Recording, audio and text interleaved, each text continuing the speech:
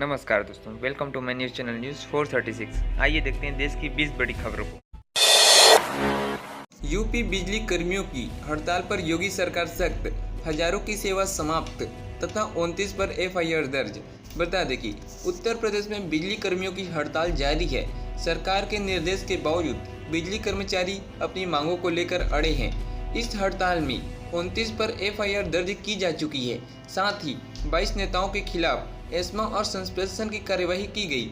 इसी के साथ ही अब तक 1332 संविदा कर्मियों की सेवा समाप्त कर दी गई है। गंगोत्री एवं यमुनोत्री धाम में भी शुरू हुआ चारधाम यात्रा 2023 का रजिस्ट्रेशन। बता दें कि उत्तराखंड के बद्रीनाथ केदारनाथ धाम के पश्चात अब गंगोत्री एवं यमुनोत्री धाम के लिए भी पंजीकरण आरंभ कर दिए हैं। ऐसे में अब उत्तर प्रदेश, मध्य प्रदेश, राजस्थान, गुजरात समेत देश विदेश से आने वाले भक्त चारधाम की यात्रा पर जा सकते हैं। बता दें कि चारधाम यात्रा पर जाने से पहले तीर्थ यात्रियों के लिए पंजीकरण करवाना अनिवार्य होगा। पीएम मित्र स्कैम के तहत अब बेरोजगार युवाओं की लगी लॉटरी, 20 लाख लोगों को मिलेगी नौकरी। बता दें कि इस योजना को शुरू करने के लिए लगभग 4,445 करोड़ रुपए की लागत से टेक्सटाइल पार्क बनाए जाएंगे तथा इन पार्कों से लगभग 20 लाख लोगों को प्रत्यक्ष और अप्रत्यक्ष रूप से रोजगार प्राप्त होगा तथा यह टेक्सटाइल पार्क तमिलनाडु, तेलंगाना, कर्नाटक, महाराष्ट्र, गुजरात, मध्य प्रदेश, उत्तर प्रदेश जैसे बड़े राज्यों में स्थापित किए जाएंगे। अब गेहूं चावल लेने के लिए लाइन में लगने से मिली मुक्ति, एटीएम से मिलेगा राशन।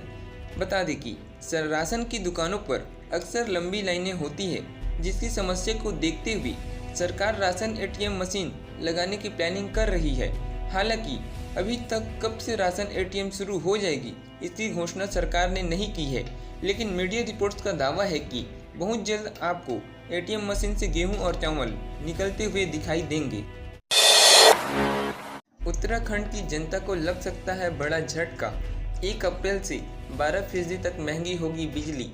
बता दें कि उत्तराखंड विद्युत नियामक आयोग ने इस पर मुहर लगा दी है। हालांकि आयोग 23 मार्च को बढ़ी हुई दरें जारी कर देगा।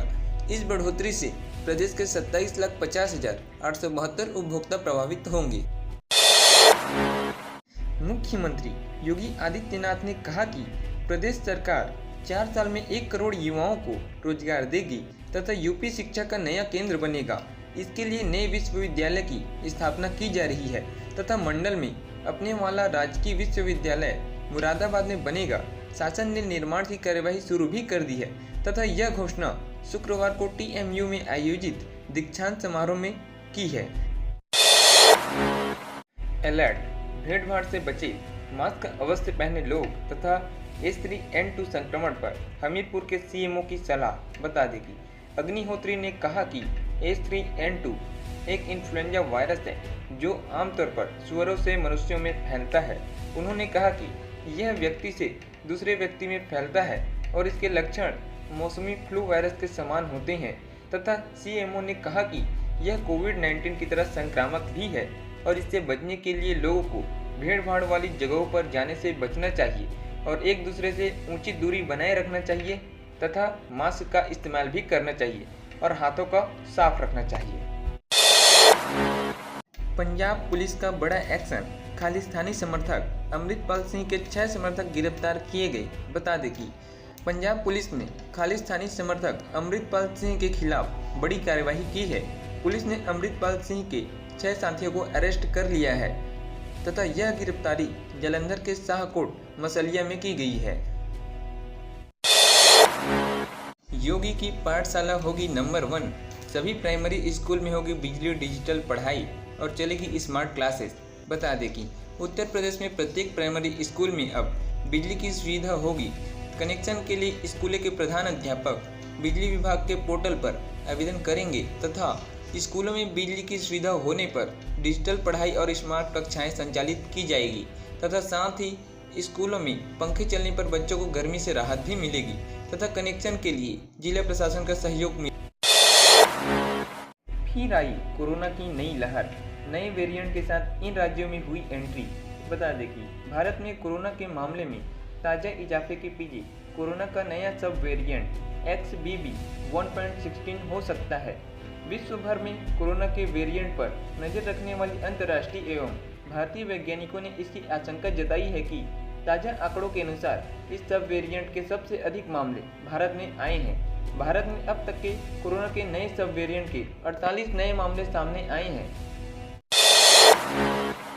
असम में शनिवार सुबह एक के बाद एक भूकंप के 2 झटके महसूस किए गए तथा रिएक्टर स्केल पर तीव्रता 3.6 और 2.8 दर्ज की गई तथा यह जानकारी एक आधिकारिक बुलेटिन में दी गई तथा बुलेटिन के मुताबिक भूकंप से जानमाल के नुकसान की फिलहाल कोई सूचना नहीं है। हरियाणा में खुले में शराब पीने वालों की बजेगी बैन, पुलिस रखेगी कड़ी नज़र। बता दें कि हरियाणा के फतेहाबाद में बढ़ते क्राइम के खिलाफ जीरो टॉलरेंस की नीति अपनाते हुए पुलिस कड़ा रुख अपनाती हुई दिख रही है। डीएसपी से सिपाही तक सुबह से ही गश्त नजर आए। हरियाणा में बढ़ते जा रही अपराध पर लगाम लगाने के लिए यह कदम उठाया जा रहा है। अभी योगी आदित्यनाथ के ऐलान से बरसात से दुखी किसानों को मिलेगी बड़ी राहत। बता दें कि उत्तर प्रदेश में पिछले 2 दिनों से बेमौसम बरसात और ओलावृष्टि से किसानों की फसलें बर्बाद हो गई है, जिस पर सीएम योगी आदित्यनाथ ने कहा कि जनहानि की दिशा में प्रभावित परिवार को 4 लाख की अन्यूनतम राहत राशि देने के साथ ही घरों के क्षतिग्रस्त होने व पशु हानि की स्थिति में भी अन्यूनतम वित्तीय सहायता हेतु निर्देश दिए गए हैं। करणी सेना कार्यकर्ताओं के हंगामे के बाद रैपर MC स्टैन का कार्यक्रम बीच में रोका गया। बता दें कि राघव ने आरोप लगाया है कि स्टैन ने इंदौर में अपनी प्रस्तुति के दौरान युवा दर्शकों के सामने गंदी गाली का प्रयोग किया और अभद्र भाषा वाले गाने गाए। उन्होंने दावा किया कि स्टैन द्वारा अपनी प्रस्तुति के दौरान अभद्र भाषा के इस्तेमाल के बाद करणी सेना के कार्यकर्ताओं ने मोर्चा संभाला, जिससे रैपर को मौके पर तुरंत ही रवाना होना पड़ा।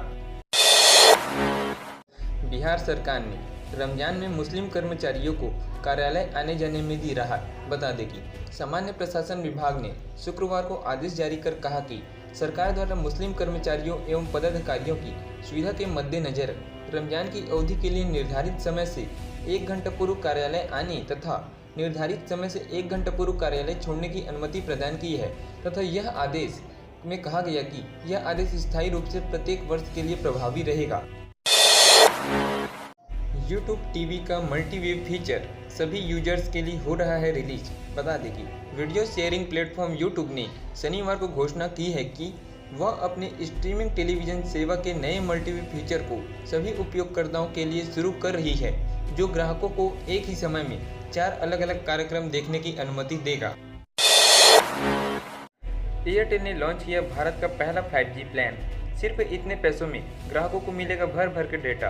बता दें कि टेलीकॉम कंपनी भारती एयरटेल ने अपने 5G ग्राहकों के लिए 239 रुपये से शुरू होने वाले 4G प्लान के अनलिमिटेड डाटा की पेशकश की है। कंपनी का यह प्लान अपने प्रतिद्वंदी जियो को टक्कर देने के लिए लाई गई है।